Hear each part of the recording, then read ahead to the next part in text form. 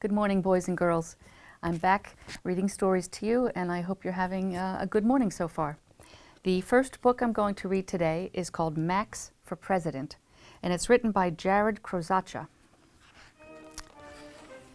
Mrs. Antonio announced that it was time to elect a new class president. The president will have the honor of serving our school.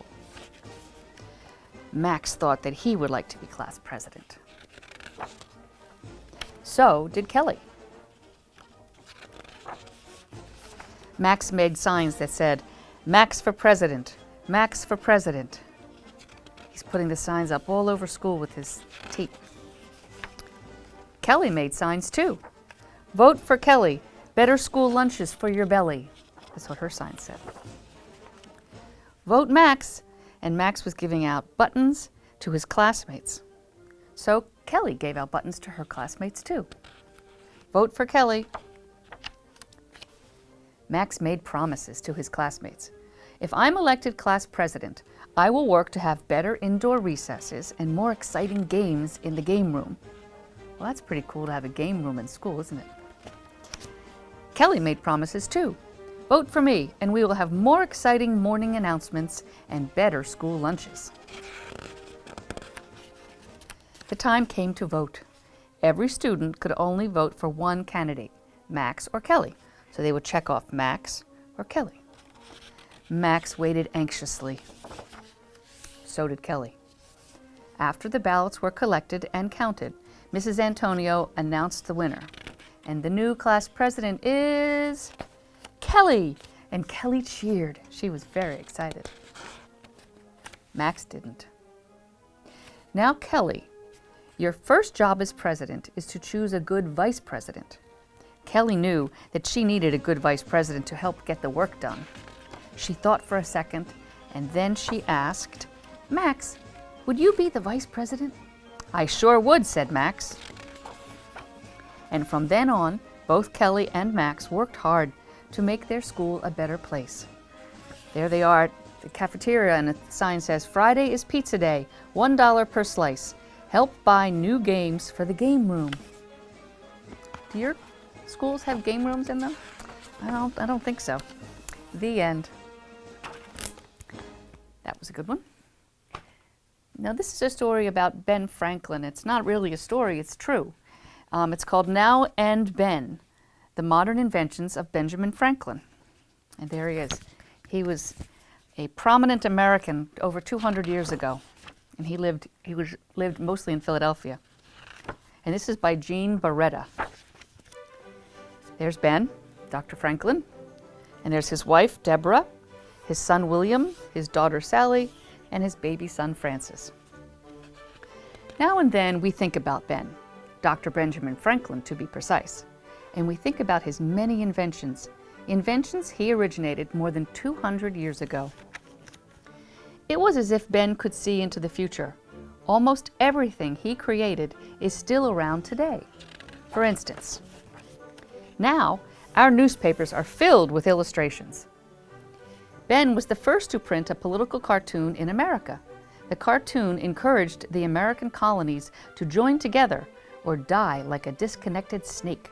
So he says here, there's the snake in all pieces, "Join or die," meaning if we join, we work together and we will succeed. Now, bifocals are very common. Bifocals combine two sets of lenses into one pair of glasses. The bottom lens helps see near, and the top lens helps see far. Ben originally designed bifocals for himself after he grew tired of switching between two pairs of glasses. Now our world relies on electricity. In the 18th century, many people still believed that lightning was an act of anger and a punishment from God. Ben was one of the scientists who discovered the true nature of electricity and how to use it. He learned that lightning is electricity when he attached a small metal wire to the top of a kite and gathered electricity from a storm cloud. Now many buildings and homes use lightning rods to protect against lightning strikes. Ben invented the lightning rod and was the first to use it. The pointed iron rod, up here, acts like a magnet and grabs an approaching lightning bolt from the sky before it can strike the rooftop. The electricity then travels safely down the long wire into the ground. This prevents fires and keeps dangerous amounts of electricity away from the house. Now, this gadget goes by many names, such as the grabber. Everyone has seen one. It's the long stick that helps grab items from out-of-reach places. Ben invented the original device, and he called it the long arm because it worked like a very long arm. He needed to get the books that were high up on his shelves. Now swimmers and divers use flippers to move faster through the water. Ben invented things even when he was a boy. He was an avid swimmer and built wooden flippers for both his hands and feet. Now ships travel across the Gulf Stream to take advantage of the faster current. Ben measured, charted, and publicized the Gulf Stream during his 8 voyages across the Atlantic Ocean. Now we understand the concept and accept the benefits of vitamin C. Vitamin C comes in limes, oranges, lemons, and other citrus fruit.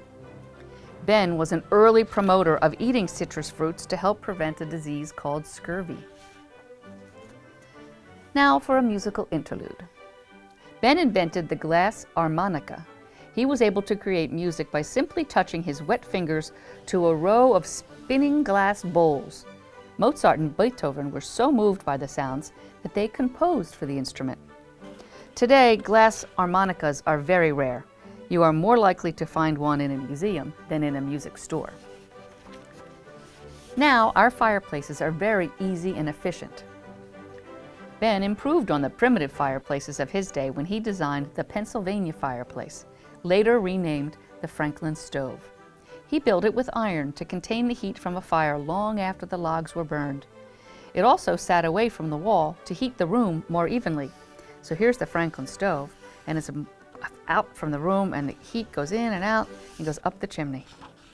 The smoke ventilation was not perfect, but later inventors improved upon it. Before Ben's fireplace, indoor smoke could be suffocating. Now chairs come in all shapes and sizes. Ben designed 2 chairs that are still very useful. The writing chair combined a desk and chair into one. We find them sometimes in schools, right? Maybe not too many of your schools now, but when I was little, all the desks in my school was a chair with the desk piece attached to the chair. And then the library chair was a combination of a chair and a step ladder. So this piece would pop out from underneath, and he could use it as a ladder to get books that were high up on the shelves. Now everyone has seen a rocking chair, but not many have seen Dr. Franklin's rocking chair. Ben invented one rocking chair with a fan on top and one that churned butter. So I guess as he moved back and forth, this would churn the butter. Now every year we observe daylight savings time, which means we set our clocks ahead 1 hour in the springtime. As a result, it stays darker longer in the morning when most people are sleeping and stays light longer at the end of the day so we can save more energy.